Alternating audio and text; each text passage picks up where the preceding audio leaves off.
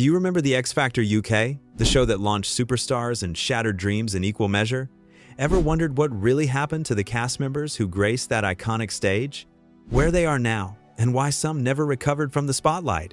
Join us as we reveal the heartbreak, the tragedy, and the unimaginable pain that so many had to endure. These are the stories the cameras never showed you. Liam Payne, the beloved One Direction member who had auditioned for the X Factor not once but twice, had died at age 31 after falling from a hotel balcony in Buenos Aires, Argentina. Fans around the globe wept for the boy they'd watched grow up on their screens.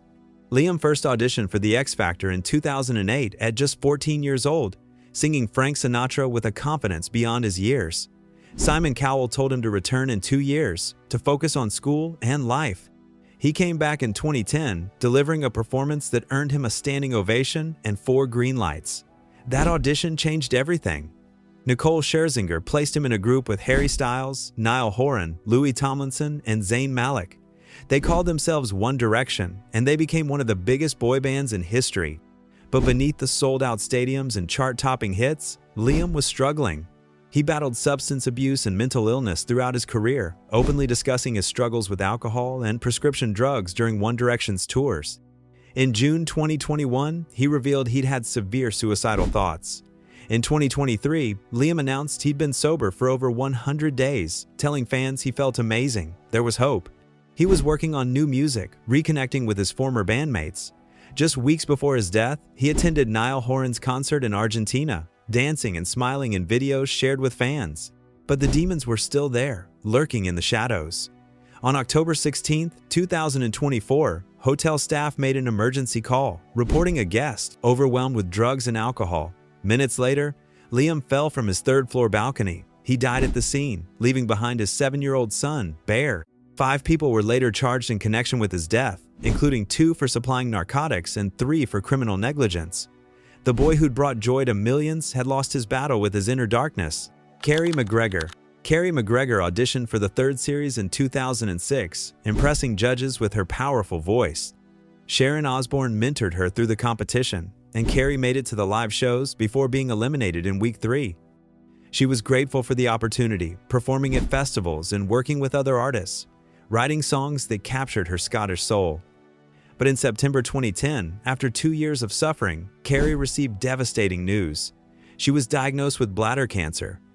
She fought with the same strength she'd shown on stage, becoming an ambassador for Action on Bladder Cancer in 2011, using her voice to raise awareness and help others facing the same battle.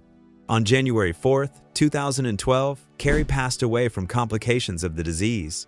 She was only 37 years old. 400 people attended her funeral, a testament to the love she'd inspired.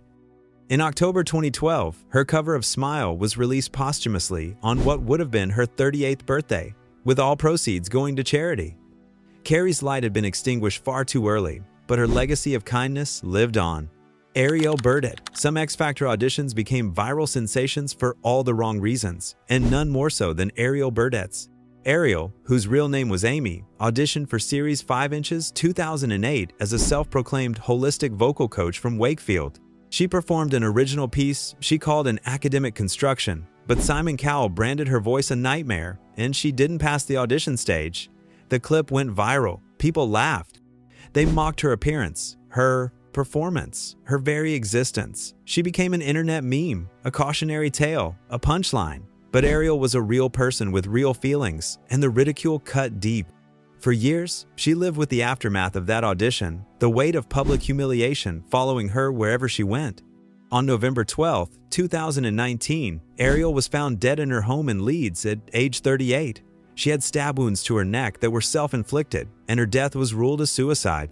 The woman who'd once dreamed of sharing her unique art with the world had lost hope entirely. Those who knew her mourned not just her death, but the years of suffering that led to it. The show had taken her audition and turned it into entertainment, never considering the lasting damage it might cause.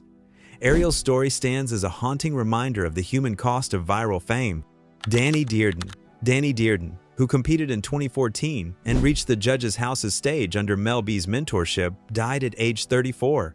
He impressed with his rendition of If You Love Me by Brownstone, though he didn't make it to the live shows. Unlike some who faded after rejection, Danny persevered.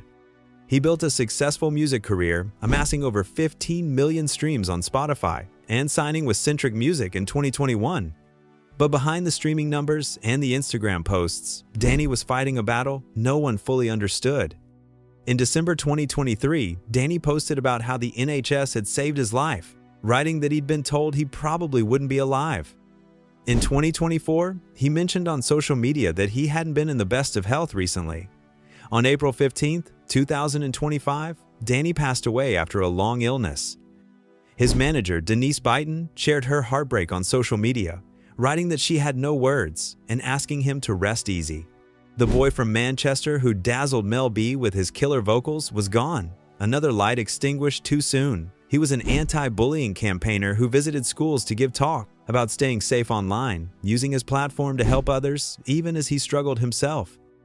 Lucy Spraggan auditioned for The X Factor in 2012, performing her original song Last Night, which went viral even before the live shows aired.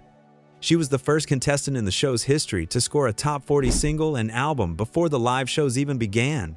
Fans adored her.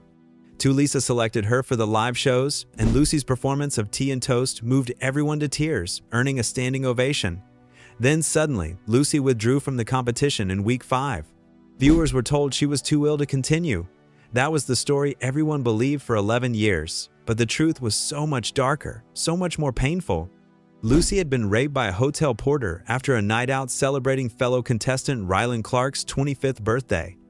She'd passed out from drinking, and a production team member escorted her back to the hotel where a porter offered to help her to her room. He flipped the security latch to keep the door from locking and later returned to assault her while she was unconscious. The porter was caught because his staff keycard showed he'd accessed her room, and he was sentenced to 10 years in prison. But Lucy's nightmare was just beginning. She said she'd had to lie almost every single day since, always introduced as the contestant who quit due to illness, never able to tell the truth about what really happened. Lucy developed PTSD and spent 7 years trying to destroy herself through heavy drinking, trying to shut everything out. She described spending time thinking she'd break someone's arm if they walked too close behind her, becoming hardened and angry. She felt let down by ITV, questioning how they could fulfill their duty of care when free alcohol was involved. In 2023, Lucy finally revealed the truth in her memoir, Process, saying she needed to tell her story in order to rebuild herself and move on. Simon Cowell later walked her down the aisle at her wedding, and they developed a genuine friendship born from tragedy. Lucy survived, but the cost was immeasurable. Misha B. 19-year-old Misha Bryan stepped onto the X Factor stage in 2011 with raw talent and fierce confidence. She quickly became a favorite to win until judges Tulisa Kontostavlos and Louis Walsh accused her of bullying other contestants during a live show. Tulisa called her feisty and said she'd seen a different side backstage, mentioning mean comments toward other contestants. Louis claimed one of his contestants had told him Misha had been bullying them. The accusations aired on national television, and Misha's trajectory changed instantly. Votes plummeted. The public turned on her. But 9 years later, the truth began to emerge. In his 2018 autobiography, former judge Gary Barlow revealed that producers would come in before live shows and tell judges to call Misha a bully on air, saying she'd bullied everyone all week. In 2020, during the Black Lives Matter movement, Misha spoke out, claiming the show orchestrated lies to tear down a black girl from a broken home and assassinate her character. Misha explained that words like feisty and mean are common stereotypes used to describe black women, and that judges spend only 1% of time with contestants. The experience left her with post-traumatic stress disorder and suicidal thoughts. She described sitting alone on a couch, thinking of ways to end her own life, thinking of ways to end the pain. She started therapy in 2012 and was still receiving treatment 8 years later.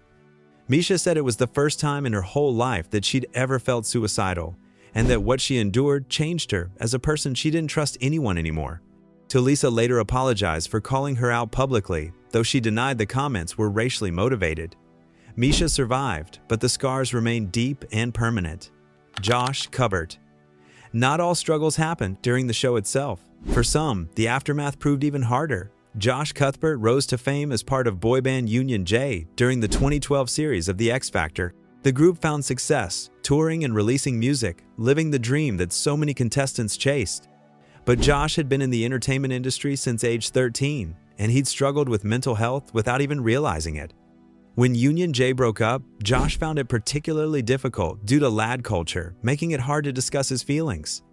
From 2019 until 2022, Josh genuinely didn't want to be alive anymore, feeling multiple times that he'd be happier if he wasn't alive. He realized his struggles were creating an uncomfortable environment at home for his wife Chloe, and he finally reached out to Samaritans. Just knowing he wasn't alone made all the difference. Josh became an ambassador for Samaritans, running the London Marathon every year in his 30s to raise awareness about mental health.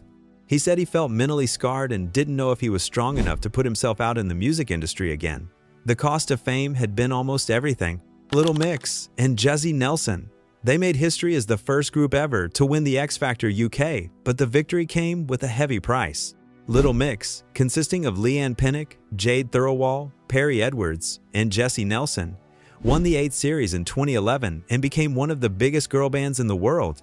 They released 6 albums, sold over 60 million records, and achieved global superstardom. From the outside, they had everything. But in December 2020, Jessie Nelson announced she was leaving the group due to mental health struggles. In 2025, Jade from Little Mix estimated that 95% of former X Factor contestants went on to suffer mental health issues. That staggering number revealed a pattern the show never wanted to acknowledge. The pressure, the scrutiny, the impossibly high expectations they broke people from the inside out. Even winners weren't safe. Even the most successful artists carried wounds that fame couldn't heal. Debbie Stevens. Sometimes the show created villains deliberately, and the consequences lasted decades. 17 years after her audition, Debbie Stevens finally told the truth about what the X Factor did to her. She was devastated when the heavily manipulated audition aired, suffering severe anxiety and trauma from the resulting cruel treatment and harassment. For years, she was regularly ridiculed and assaulted in public. Stevens developed multiple psychological disorders that she still struggles with today. The X Factor audition caused lasting damage to her mental health, career prospects, and passion for performing. She had panic attacks anytime she tried to sing on stage afterward. She was laughed at in job interviews when recognized from the show, couldn't find work in singing, and was forced to switch careers. She regretted trusting the manipulative producers and felt the X Factor portrayed her as an ugly monster rather than her real self. The show had used her for entertainment, manufactured a villain for ratings, and left her to deal with the fallout alone. 17 years later, she was still living with the consequences. Steve Brookstein. Being the first winner should have meant everything, but instead, it meant nothing at all. Steve Brookstein won the very first series of the X Factor UK in 2004, receiving 6 million votes. His debut album, Heart and Soul, reached #1 on the charts. But within 9 months, his relationship with Cowell crashed and burned, and he was dropped by the label despite his album's success. Simon even admitted that G4, who came second, were the true winners of the first series since they had more success than Steve. A decade later, Steve published X Factor Memoir to give his own view of the show. He'd been cast aside, forgotten, treated as a mistake by the very show that crowned him champion. His story became a warning for future contestants about the fickle nature of fame and the brutal business behind the smiling judges. Samantha Rie. The show's cruelty wasn't always subtle. Sometimes it was direct, deliberate, and devastating. Samantha Rie auditioned in the first series of The X Factor in 2004, and judges told her she had a nice singing voice, but that her weight was a problem. Simon Cowell told her she sounded nice, but looked like a shop girl and needed a lot of work. Samantha replied that she knew what he was saying, that she was overweight. Nearly 20 years later, she revealed she still feels the effects of the harsh comments, struggling with mental health and body image. The judge's words had been broadcast to millions, and they'd echoed in her mind for 2 decades. The show had valued her voice, but deemed her body unworthy, and that judgment had shaped the rest of her life. James Arthur. Sometimes redemption is possible, though the road there is paved with pain. James Arthur won the 9th season with his rendition of Impossible, but faded from the limelight after making awkward and offensive comments that angered Simon Cowell. He struggled publicly, dealt with backlash, and watched his career crumble. But he re-emerged when his single Say You Won't Let Go topped the UK charts, and his album Back from the Edge also reached #1. James's journey showed that recovery was possible, that you could fall and rise again. But the scars remained, visible in every interview where he discussed his battles with mental health, addiction, and public judgment. The X Factor had given him everything and taken it away just as quickly, leaving him to fight his way back alone. If these stories moved you, please take a moment to like this video and subscribe to our channel. Share this documentary with others who might need to hear these stories. Let's honor the memory of those we've lost and support those still fighting their battles. Together, we can demand better treatment, better care, and better protection for anyone who dares to chase their dreams in the public eye. And if you or someone you know is struggling with mental health, please reach out. You're not alone. Organizations like Samaritans, Mind, and the National Suicide Prevention Lifeline are available 24 hours a day. Your story doesn't have to end in darkness. There's help, there's hope, there's always another way forward. Thank you for watching, and remember, behind every story is a person who deserves compassion, understanding, and love.